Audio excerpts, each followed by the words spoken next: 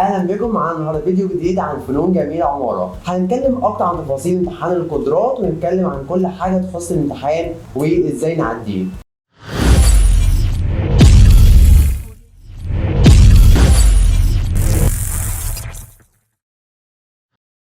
اهلا بيك يا ريمون. هنكمل النهارده عن فنون جميله عماره. دلوقتي فنون جميله عماره كتير قوي بيعتبرها هي لو انا ما جاتليش فرصه هندسه معماري ابدا ادخل فنون جميله عماره. هل فعلا هي تعويض للهندسه معماري ولا الكلام ده اي كلام؟ ده حقيقي. فنون جميله عماره حلاوتها اني لو انا ما جاتليش هندسه هي نفس الموضوع هندسه معماري بالظبط، ليها نفس نقابه المهندسين، ليها نفس كل حاجه. طب ايه الفرق بينهم يا ريمون؟ يعني هل بيفرقوا في الدراسه او في حاجات مختلفه ولا الاثنين زي بعض بالظبط؟ بيختلفوا في الدراسه طبعا، ان هو فنون جميله عامه بتعتمد على الشغل الفني اكتر، بيعتمدوا عليك اللي هو ايه، يطلعوا احساسك في التصميم، احساسك في الرسمه كشكل نهائي اكتر من اللي هو الجانب الوظيفي ليه. طبعا بنهتم برضو بالجانب الوظيفي بس الاكتر ان الجانب الفني يبقى ظاهر معايا. تمام. طب دلوقتي عرفنا ان فنون جميله عماره دي حاجه موازيه هندسه معماري، فانا ممكن كتير قوي يبقى حلمه انه يدخل الكليه دي. فدلوقتي في امتحان قدرات، امتحان القدرات ده انا ازاي اتعامل معاه او هو اصلا بيكون عباره عن ايه؟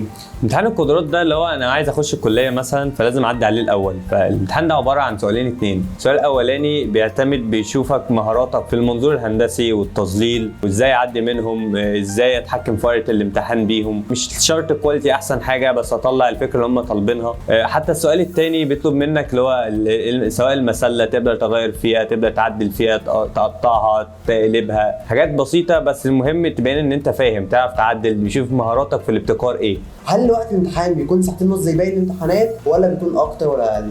هو وقت الامتحان برضه هو مشكله للاسف في الامتحانات كلها ان هو ساعتين ونص، هو مش كافي. بس هو ما بيعتمدوش، هو ما بيشوف مهاراتك احسن حاجه ايه هم عايزين يشوفوا. فاهم ان انت داخل الكليه دي صح، فاهم يعني انت فاهم يعني ايه هندسه، فاهم يعني ايه عماره، فاهم يعني ايه تصميم. بيعتمدوا اكتر شوف انت فاهم الكلام ده ولا لا. المفروض الاكتر اللي هو الامتحانات دي الاسئله فيها متغيره. ممكن يقول لك ارسم لي عماير وفجاه يقول لك ارسم لي متحف من جوه، ممكن يقول لك ارسم لي قاعه. فملهاش اسئله ثابته، بيعتمد اعتماد كلي على اللي انت فاهم منظور ازاي وفاهم ظل ونور ازاي. ممكن يقول لك انا عايز اضاءه من مكان معين، ممكن يقول لك يمين شمال فوق، اتحكم بحيث مصدر الاضاءه ده يعتمد ازاي تظلل، تحط الظل فين والاضاءه فين. طب انا كدكتور عايز اشوف حاجه في الطالب مميزه اقول ده ينفع فنون جميله عماره، يعني حاجه بتميزه في الرسم او في الطريقه. كدكتور فنون جميله عماره ايه اللي مستنيه من الطالب؟ دكاتره فنون جميله عماره عامه هم مساحوا الامتحان ده بيركزوا قوي على خطوطك مثلا معظمها طبعا بتبقى فري هاند، في خطوط وفي رسومات تانية بيطلب منك تستخدم المسطره. بس لو طلب من في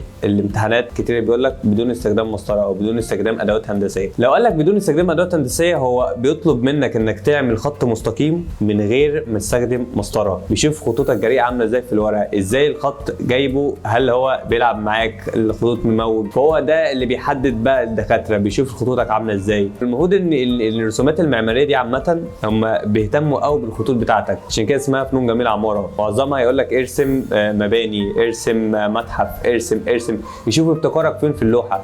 طب يا ريمون هو في اسئله ثابته اقدر ابقى اعرفها واذاكرها كويس وادخل الامتحان عليها ولا الموضوع متغير ولا بيكون ازاي؟ لا طبعا هو الموضوع بيتغير، ان هو الدكاتره بيعتمدوا اعتماد كلي على قدرتك في الابتكار. يعني هو بيحط لك سؤال بحيث ان انت يشوف هتعرف تحله ازاي. فطبعا الاسئله كلها بتبقى متغيره. بيقول لك ممكن فجاه يقول لك انا عايز صوره قاعه المتحف، هتقدر توزعها ازاي باعمده، يفضل يقول لك التفاصيل اللي جوه، يدي لك معلومات اكتر. ممكن يقول لك انا عايز مباني في قلب شارع، نقطتين تهريب مثلا. ممكن يقول لك انا عايز صور مسله لميدان كذا، شوف انت هتعملها ازاي. بيدي لك كذا فكره ويشوف قدرتك على حلها ازاي. فللاسف الامتحان فنون جميله عماره ملوش حاجه اساسيه على قد ما هو ليه قدرتك في الابتكار وان انت فاهم اكتر يعني ايه منظور يعني ايه ظل ونور. شكرا ليك يا ريمون. ولو حد عنده اي سؤال او عايز يعرف تفاصيل اكتر عن الامتحان او اسئله مخصصه في امتحان فنون جميله عماره يسال في الكومنت وريمون هيجاوبه بنفسه. شكرا ليكم.